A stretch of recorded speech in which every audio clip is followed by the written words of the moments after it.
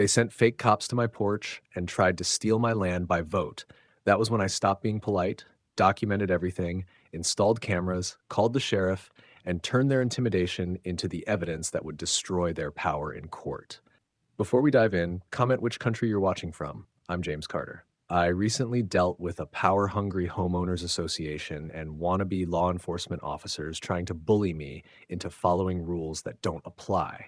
At first, it was annoying letters and empty threats, but when they sent fake cops to my door claiming arrest powers, I knew they'd gone too far. It started with a fancy HOA letter in my mailbox accusing me of unapproved fencing, failing to maintain HOA-approved landscaping, and unauthorized parking. Fix it in 30 days or face fines. I laughed and crumpled it. 2 days later, 3 people in dress shirts with clipboards stood at the edge of my driveway. I stepped outside, coffee in one hand and a shotgun on the porch, and watched them. The woman up front, Margaret Whitmore, introduced herself as HOA president and announced the board had voted to incorporate this section. I pointed to my deed and a no trespass sign. She insisted a board vote gave them jurisdiction. One of her clipboard men tried to explain HOA jurisdiction. I told them they were trespassing on private land. They left whispering, but it didn't stop. Within a week, dozens of violation letters arrived, each more absurd. The wrong fence materials, failure to submit landscaping plans, unauthorized parking of my own truck. I called the county property office, checked my deed, and confirmed my land was never part of their HOA. When I called Margaret to tell her that, her voice dripped with fake concern, and she smirked that they'd already documented my non-compliance and might have to escalate. That smirk told me they were planning something, so I installed motion-activated night cameras with infrared and cloud backup, set immediate alerts, and saved every notice and interaction. 3 nights later, at 2:34 a.m., my motion alert went off. Board members with flashlights were walking the edge of my property, measuring and marking stakes. They were trespassing, clearly planning enforcement.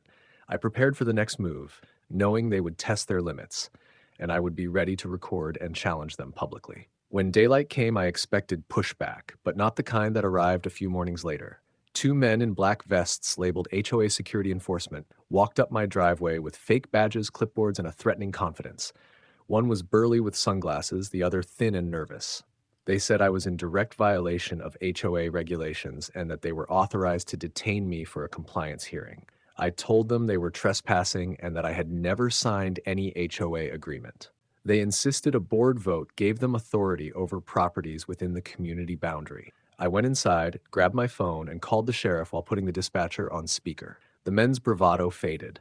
The dispatcher confirmed an officer was en route. Within 15 minutes, a sheriff's cruiser pulled up. The deputy stepped out, reviewed my footage on my phone, then confronted the 2 men. He explained private security cannot make arrests and that impersonating law enforcement is a crime. The 2 contractors were arrested for trespassing, harassment, and impersonating officers.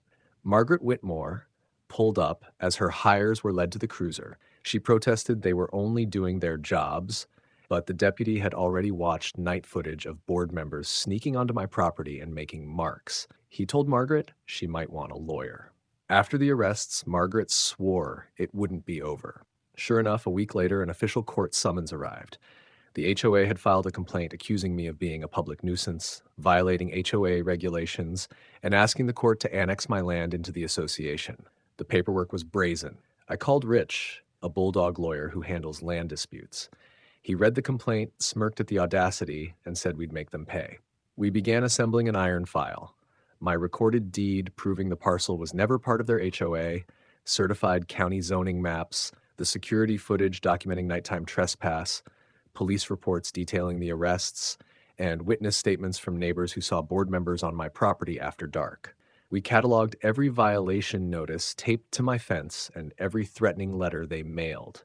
After weeks of gathering exhibits and affidavits, I knew we had overwhelming evidence. Next, we took it all to court, knowing the judge would finally rule on their overreach and its consequences. Court day arrived. The judge, a no-nonsense woman who had seen HOA scams before, scanned the file and listened as Margaret's argued the board had voted to expand jurisdiction.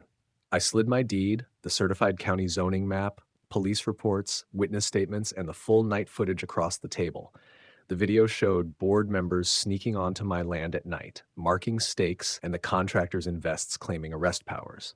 The judge cut through the posturing. Homeowners associations are not governing bodies and cannot unilaterally take private property, fine non-members, or authorize detentions. She reviewed the deputy's testimony about impersonation and watched the footage of trespass. I counterclaimed for trespass, harassment, and emotional distress, and the judge agreed my claims had merit. The court dismissed the HOA's complaint, granted my counterclaim, ordered the HOA to pay legal fees, and awarded damages of $50,000 for harassment and emotional distress. The verdict wrecked the board's finances and reputation. Margaret sat stunned as the gavel fell. The HOA called emergency meetings, panic spread, funds evaporated, and the board could not sustain another fight. Margaret resigned amid the fallout. I decided to make the aftermath unmistakable. The day after the verdict, I went to the city planning office and secured a permit for a 12-foot billboard at the gated entrance.